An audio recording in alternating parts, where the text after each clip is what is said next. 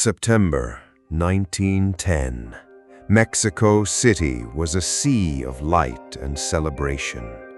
President Porfirio Diaz was showing the world a new, modern Mexico to celebrate a century of independence.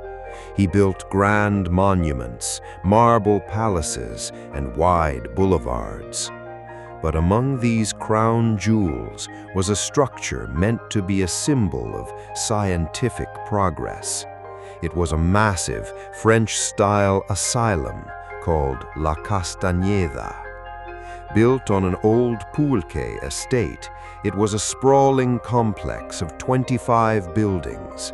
From the outside, it looked like a manor for the elite, but the elegance of the stone was a mask.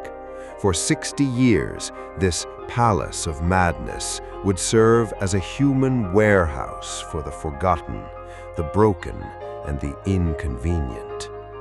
Tonight, we are treading into the dark corridors of Mexico's most infamous asylum to uncover the atrocities committed behind its walls and the ghosts that still linger where it once stood. Welcome to the portal, where myths, nightmares, and mysteries are just one step away. My name is Epoch, and I will be your guide. To preserve the light, we must first face the dark.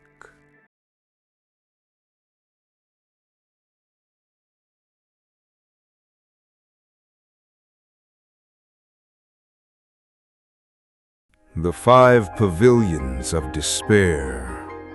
La Castañeda was designed with a cold, rigid logic. It was split into sections based on the type of social deviance the government wanted to hide. There was the Pabellón de Distinguidos for the wealthy, the Pabellón de Observación for those under study. But then the darkness grew deeper. The Pabellón de Peligrosos was for the violent and the criminally insane. The Pabellón de Epilépticos housed those with seizures. And then there was the most tragic of all, the Pabellón de los Imbéciles.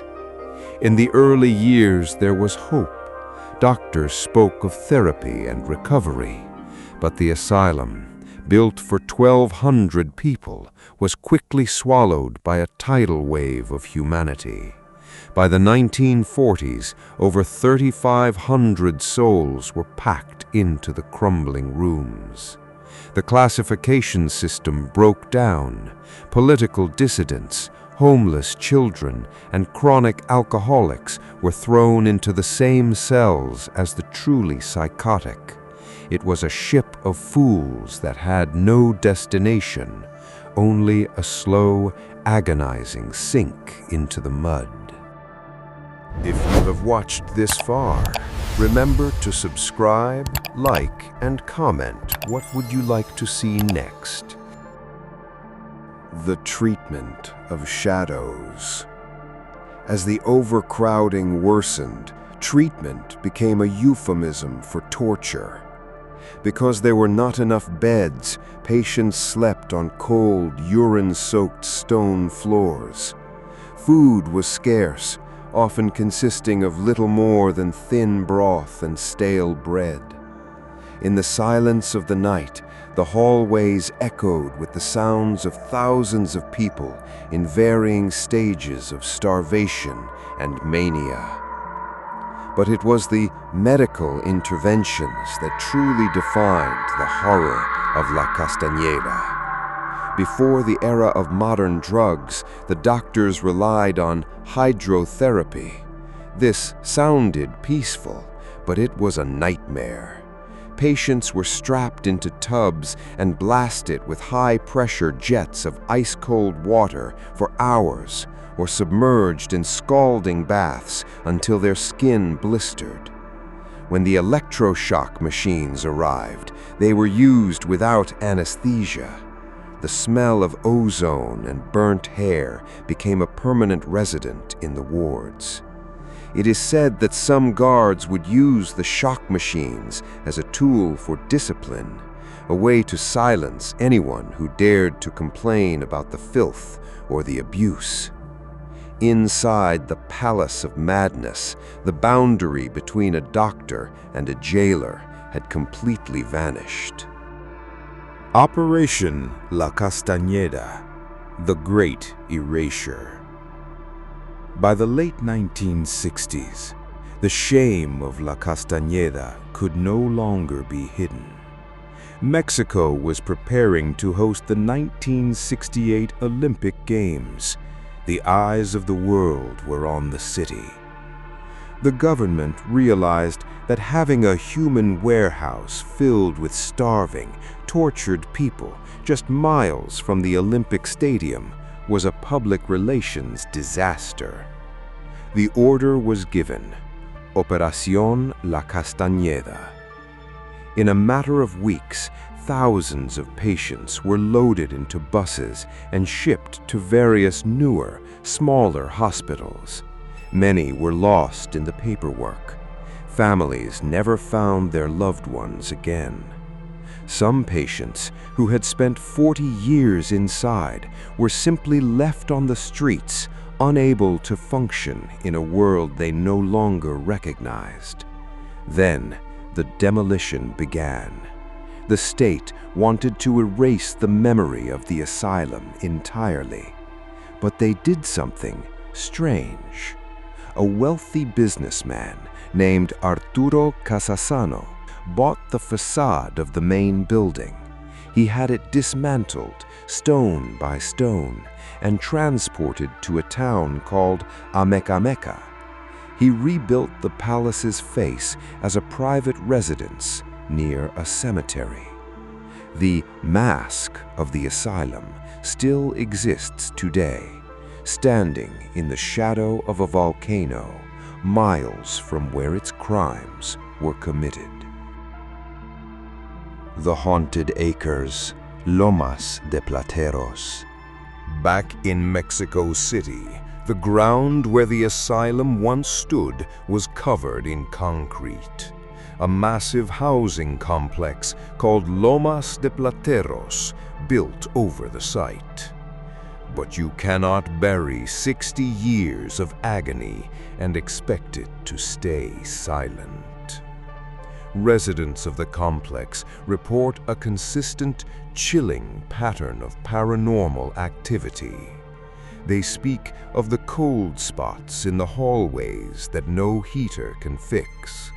They hear the sound of heavy metal doors slamming in the middle of the night, even though the modern doors are made of wood and glass. In the playgrounds built for children, some parents refuse to stay after dark. They claim to see figures in tattered white gowns standing at the edges of the shadows, staring with hollow eyes. The most terrifying reports are the group hallucinations. Entire families have reported smelling a sudden, overwhelming scent of antiseptic and rot, followed by the sound of a distant, collective wail, as if 3,000 voices were screaming from beneath the floorboards. The concrete of Plateros is thin, and the darkness of La Castañeda is very, very deep. The ghost of an era. La Castañeda was born from a desire for order, and it died in a sea of chaos. It stands as a warning of what happens when we prioritize the image of a nation over the humanity of its people. We tread in the darkness of this asylum to remember those who were distinguidos, peligrosos, or imbéciles. To the world, they were just numbers in a ledger, but their suffering has left a permanent stain on the land. If you ever find yourself walking through Lomas de Plateros or standing before the rebuilt facade in Amecameca, listen closely. The Palace of Madness is gone, but its inhabitants have nowhere else to go. Thank you for treading in the shadows with me today. If you found this journey into Mexican history important, subscribe and share this story. We must never let the walls of silence rise again. Good night, and keep a light on for those who never found their way home. Let us now step back into the portal and go to our segment of time and space. If you would like to see a longer video about what we went through today, or if you would like to see another specific video, leave it in the comments. Feel free to check any of our previous voyages on screen. My name was Epoch, and I will see you again on one side or the other. Farewell.